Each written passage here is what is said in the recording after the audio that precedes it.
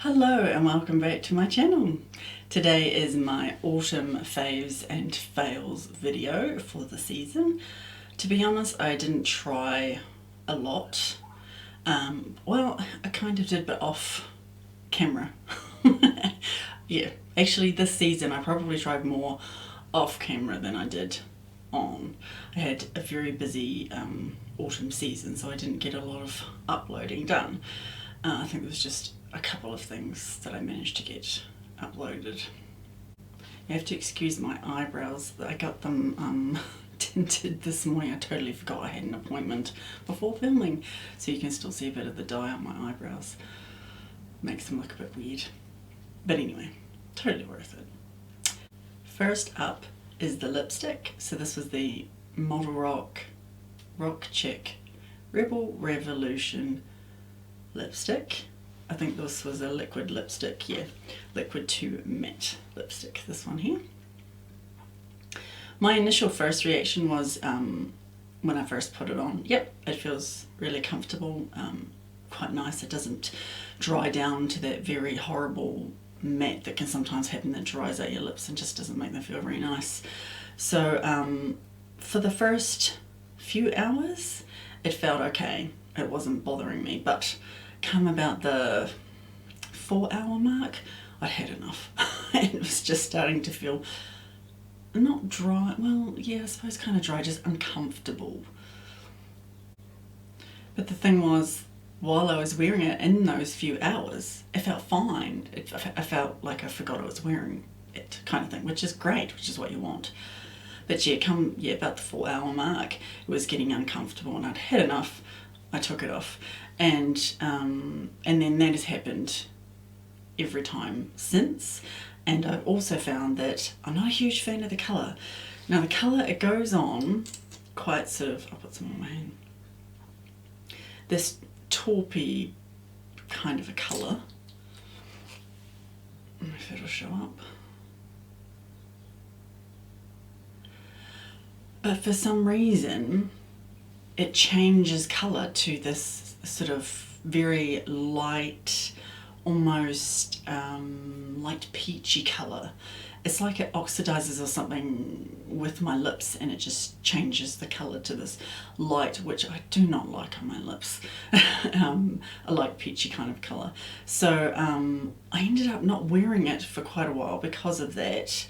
So what I ended up doing was using it as like a topper over top, sort of in the centre of the lips. Yeah, so I don't know, this is kind of a maybe. Another downside of this is you can only order it from their website, which I will have linked down below. This was the shade Sweet Flirt, yeah. So as I said, I will have this linked down below if you think it is something you would be interested in.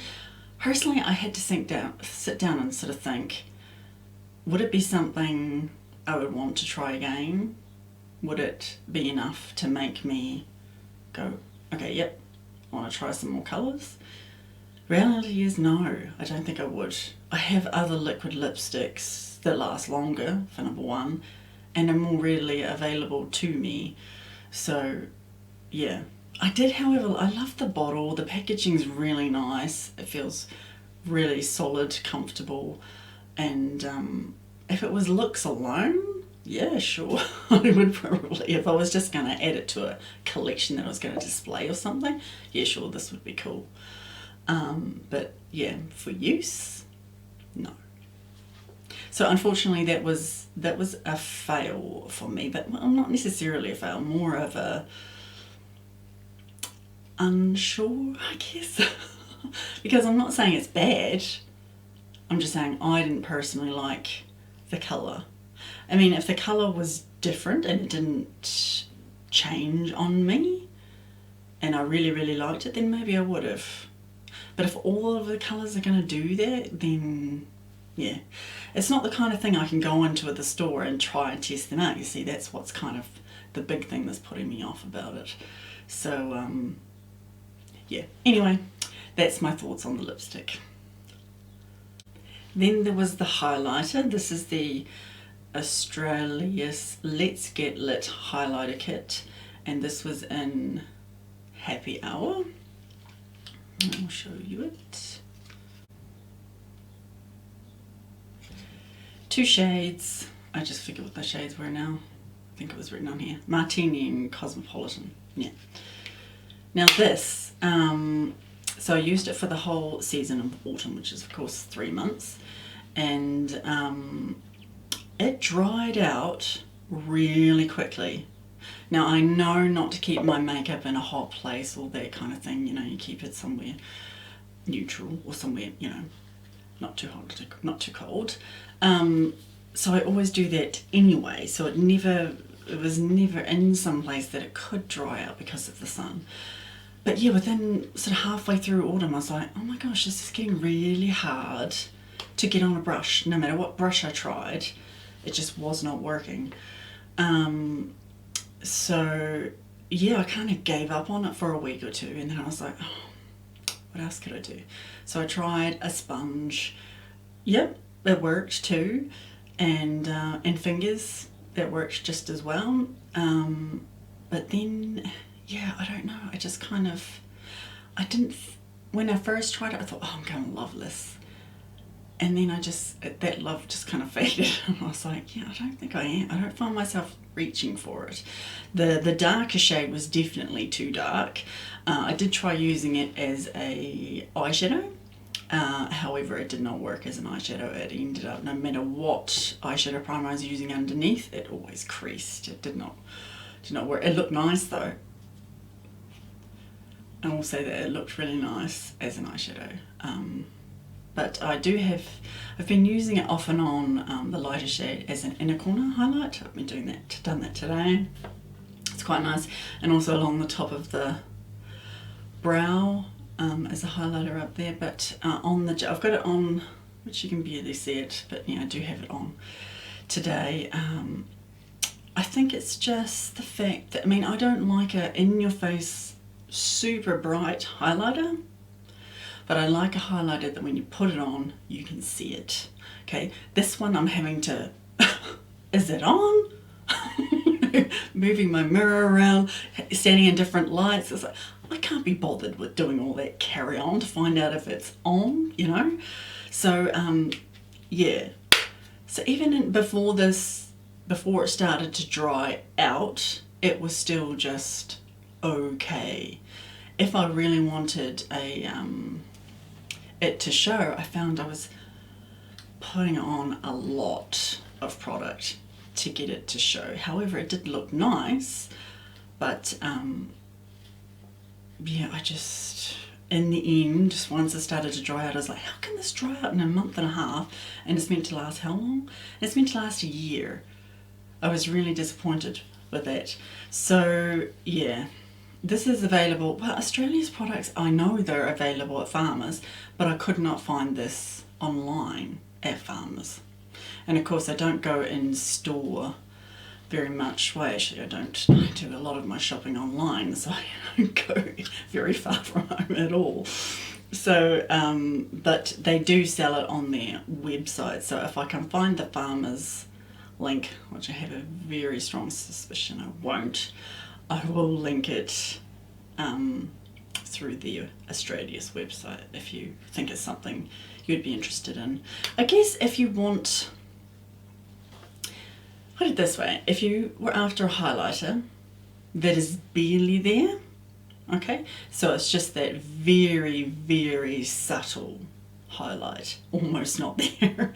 If you're after something like that, or if you're just beginning to experiment with highlighter and you're after something that'll be there but not fully showing or not, you know, in your face kind of thing, then this would be a good starter, put it that way. But for someone like me who's been using highlighter for a long time now, it's just not my cup of tea. And the fact that it dried out very quickly, that annoyed me too. So that would be something to watch if you're just thinking about trying it, highlighting for the first time and you think you might want to try this one. just beware after a month and a half, roughly, you'll have to start using either a sponge or your fingers to put it on. So, so yeah, as much as I love that when I first tried it, and I thought this is going to be fantastic, that wore off and it has turned into a fail, which was very disappointing. So, but anyway, that was the highlighter kit from Australis. I decided to put in a couple of things that I've been trying off camera, just to fill up the video, really. And I thought, well, why not? I'll let you know my thoughts on these products. So this first thing was a, they call it an eyeshadow extender, which is different wording to eyeshadow primer, but it's meant to do the same job. So this is the Bare Minerals Primetime Eyeshadow Extender. So it comes in this white tube here. And I'm always after new eyeshadow primers to try. As much as I love my NARS Tinted Smudge Proof primer, it's barely available. It sells out very quickly, and I just get frustrated being put on the waiting list. So there's been the only occasional time I've been able to get it. I have been using the oh gosh, I can't forget the other, I can't remember the name of the other one. There's another one I've been trying, Urban Decay, their tinted one as well. And that one's just as good. However, it's a thicker consistency, and well, it doesn't feel heavy, but it is slightly heavier, you could say, than the NARS one. But it's been working good. But I wanted something else for then that one run out when I couldn't get my NARS one. So I tried this one. And this was a complete and utter fail. I could not believe this. First of all, it's clear, which I don't usually mind clear, because you can kind of cover it up with eyeshadow, you know, your veins and things if you're really worried about them. I'm just putting some of this on my hand underneath the lipstick. It might not show, but after I'll let it dry a wee bit. It comes up white is the first thing when it dries, and it's quite white. You blend it in, and it's meant to, like all eyeshadow primers are meant to have that kind of tackiness after you've applied them, to allow the eyeshadow to grip on to it. Well, this one was like a, I don't know how you describe it. It was like a glue. It's like the grippiness was too much. It was so grippy that when I tried to put eyeshadow on, it was like coming out really patchy. I was trying to work it quite hard to get it on, and of course my eyeshadow came out looking ridiculous. The amount of times I had to wash it off. But I thought, oh, I'll try it different ways. So I tried putting like a concealer underneath, because I have some blue veins that I don't really like showing. So I do like a tinted eyeshadow primer normally, but I wanted to try this one. So I put some concealer underneath and I set that, and then I put this over top thinking that might be better. No, it was not. It's still the same. It's still far too grippy and far too, like it doesn't feel heavy on the lids. Like it still feels like you don't have anything on your lids, but it's just when you try to put your eyeshadow on, it is really horrible. It's really just far too grippy, and it drove me out the wall. There was no other possible way I could try it. I did try putting it on and then setting it with some translucent setting powder, thinking maybe that'll help to sort of calm down the grippiness. No, it did not. This, I must admit, this has got to be the worst eyeshadow primer I've tried. It just blew me away how annoying it was. I mean, yeah, they're meant to extend it, but you should be able to put your product over top. That's why they're called an eyeshadow primer. So that really, oh yeah, it's sort of dried down. I don't know if this will show on camera. So it's above the lipstick. It's just up here. I'll see if I can get it to kind of show. Can you see how there's that white sort of line showing there now? Yeah. It was just bad. I was like, no. So, and that was, what's the price of that one? It was $39 for an eyeshadow primer. I was just like, yeah. And of course I'd already run out of my other one by then. I was like, never mind. If you ever do that, or you're not a fan of using eyeshadow primers, just use concealer, one that's not too light, of course, closer to your skin colour is always good, and then set it with some translucent powder, and that'll make your eyeshadow last a lot longer, stops it from creasing. The last thing I wanted to talk about was a foundation I've been testing.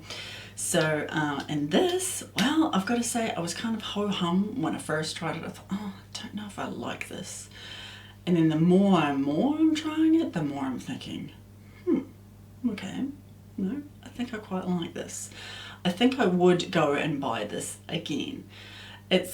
Would I buy it over top of, well, would I put it in a list above my Revlon Colour Stay foundation? That's my favourite for every day. No, but it would be a close second. If I couldn't get the Revlon one, this would be next.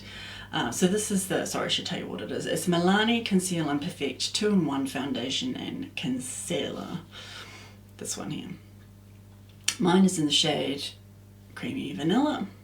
I must admit I haven't tried this as a concealer because I prefer my concealer to be shade or two lighter to brighten, you know, like if I put it under my eyes, everything's the one colour, you know what I mean? I prefer something a little brighter, so I haven't tried it that way. But as a foundation, yeah, it's grown on me. You have to be careful to not put too much on. You need very little, put it that way. This is a full coverage. What else does it say about it? Yeah, medium to full coverage, lightweight, oil-free, long wear, water resistant, yeah. And so it is a full cover, and I've got it on today. I've been wearing it quite a lot, and I must say I have really ended up liking it.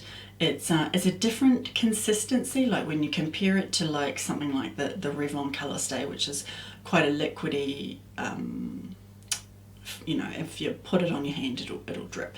This is more of like a paste consistency, but not a thick one, if that makes sense. So it's still a liquid foundation, it's just got a different consistency. But yeah, so if you do decide to get this, let me know, because yeah, I got some pointers. Number one, don't use very much. You don't need a lot, and it still becomes full coverage. If you want to build it up, like I usually build it up around my cheeks and across my pigmentation on my forehead, build it up to the full coverage around those places, but everywhere else, no, very little medium coverage. Not that it looks bad, like if you do happen to put too much on, but in my case it was just more noticeable, I guess that's what you could say. But yeah, but the more I've used it, the more I've played around with it, I've ended up really liking it. So yeah, I would recommend this if you're like me, you want to have a second backup. You've got just something, you know, just in case. Like Revlon Colour Stay is my go-to the moment I'm out. So and I haven't, and it has been reformulated. That's the other thing. I haven't actually tried the new formula, so let me know if anyone has. I don't actually know what's going on with Revlon. I heard they'd gone bankrupt, so the products are still for sale. So if anyone knows about that, let me know. Because so far the products are still available in the stores and things, so I just haven't got around to going in the store to go and get that one particular. Well, I could get it online.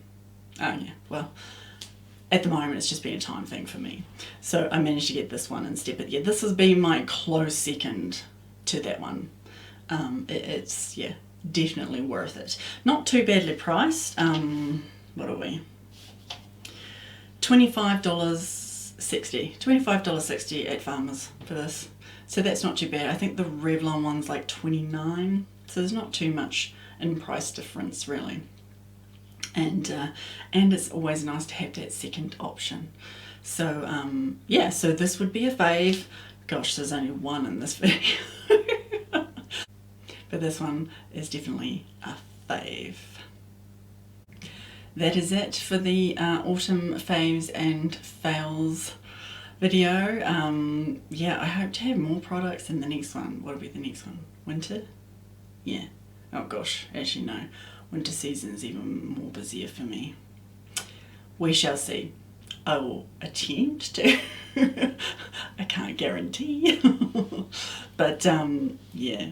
Also let me know if there's any products you would like me to try, any products you've been thinking about trying yourself or unsure, you know, what it would be like, whether it's going to be worth it. Let me know in the comments. I'm always happy to try anything new. I'll give it a go and let you know my thoughts. Okay, if you like this video, please give it a thumbs up, and I look forward to seeing you in my next one. Bye!